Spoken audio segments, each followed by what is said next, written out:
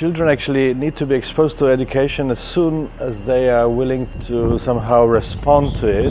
Informal, for instance, within the family surrounding, that is, I think, a very important sort of start.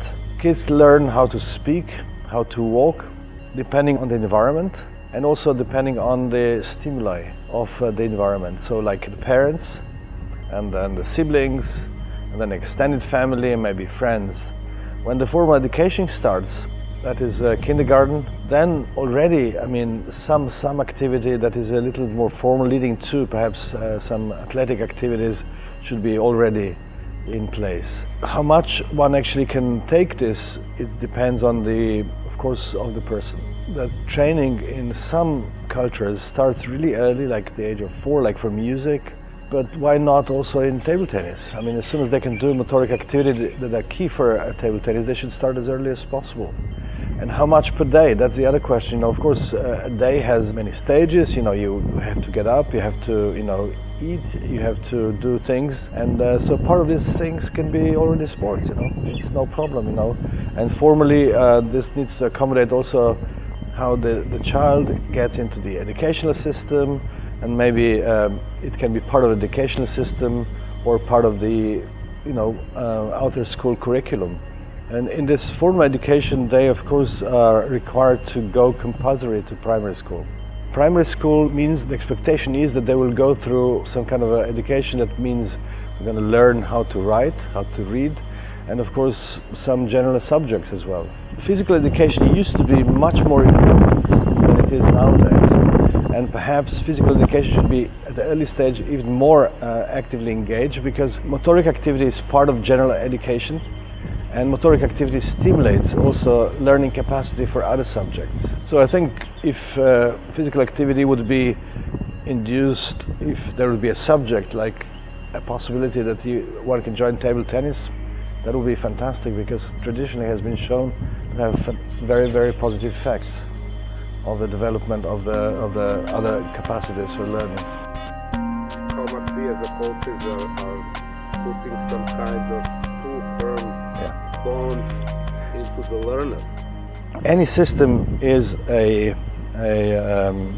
limitation for the freedom of creativity. So as long as the system allows the majority to fulfill the aims and the scope, and then allowing them to progress through the system, let's say table tennis or any other system, that's fine. But when it comes to the way that you kind of say you're not going to do this way, you're going to do it this way, then becomes a kind of a friction, generates tensions, and that is somehow positive, because you have to know that these people need to have a challenge.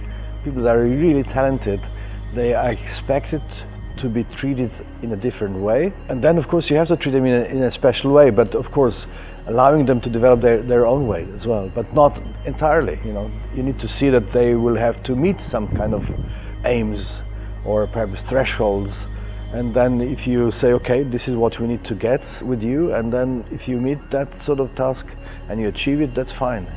Formal education is fantastic, but at the same time, it's not good for the brilliant, the very brilliant. They will always find a way. So, and they will make inventions when you would think there are no possible inventions anymore. Everything has been learned, everything is known, but we have to be surprised. We have to keep an open mind. Ramon y Cajal was a very renowned and very, very successful scientist. And young people were coming to him and asking him, what should I do to become so, so famous, to make big discoveries, to actually enter into the system something very new that is going to be propelling. And the answer in his book is that in fact formal education is for the average. Those that are genius already, they don't need it. That means that in fact we don't need formal education for those that actually are gifted, talented, that actually have enough drive to find their own solutions. And now we know that formal education is basically just to raise the, let's say, the capacity of the average population in accepting the norms of education. And I believe similar is when you discuss sports, yes. So education needs to be very careful, Formal education is good because it allows the access to a higher number of actually talents and students, but on the other hand, you will have persons, individuals that are going to be absolutely going smoothly and rapidly through the system. And that of course needs to be supported. Is it that these extra talented persons, are they more process-oriented or results-oriented? It's difficult to say that. I mean, a bit of both actually. The flow, the optimal experience, means that, somebody would actually invoke the person itself into a task that is demanding, it's effortful, and then it goes into this automatic mode. And this time between, usually not just minutes, but it can be days or years, and this person experiences in a year that by putting some effort, there is going to be a reward. The expectation of that, bringing the reward, is already the stimulus for doing things. So it's being processing and then orienting towards the goal. Usually people fail because if you need to invest effort, your subconscious mind is going to distract you immediately and give you other tasks. And you'll say, okay, you don't need that. And you're going to be persuaded that that is the perfect way. That is your way, But those that are more brilliant, they actually can associate this investment now into success later on, maybe 1 year or 5 years or 10 years later. And that confidence for that effort to bring some success is the key.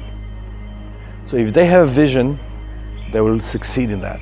If somebody is talented but lacks that vision or that dedication, it's very unlikely there's going to be success. But still, one has to be open-minded.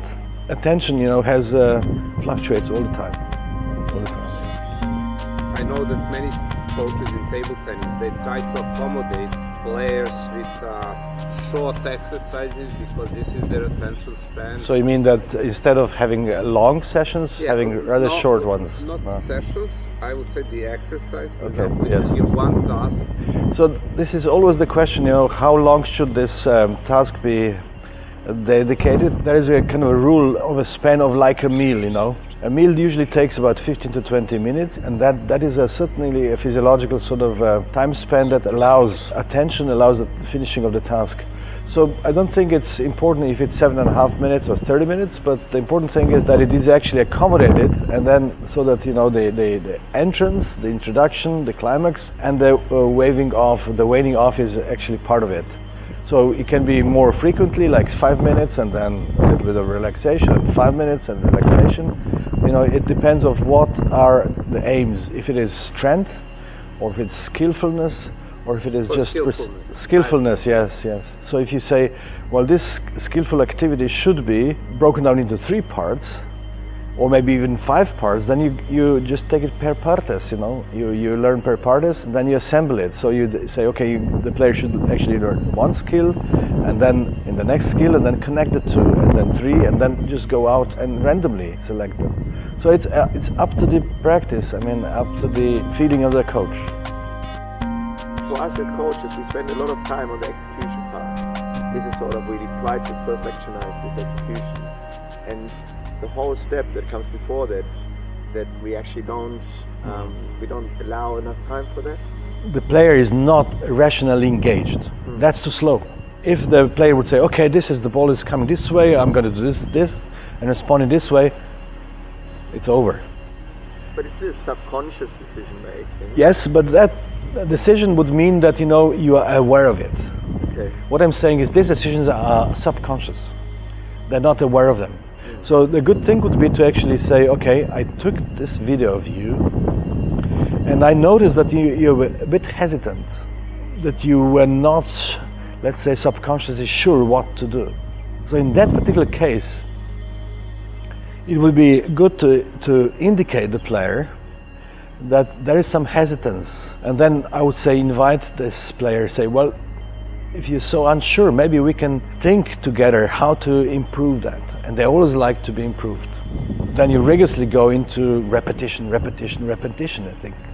Because then they will associate this need that they have to be more decisive about it. And then that would likely, improve, but don't expect it's going to be done in a week.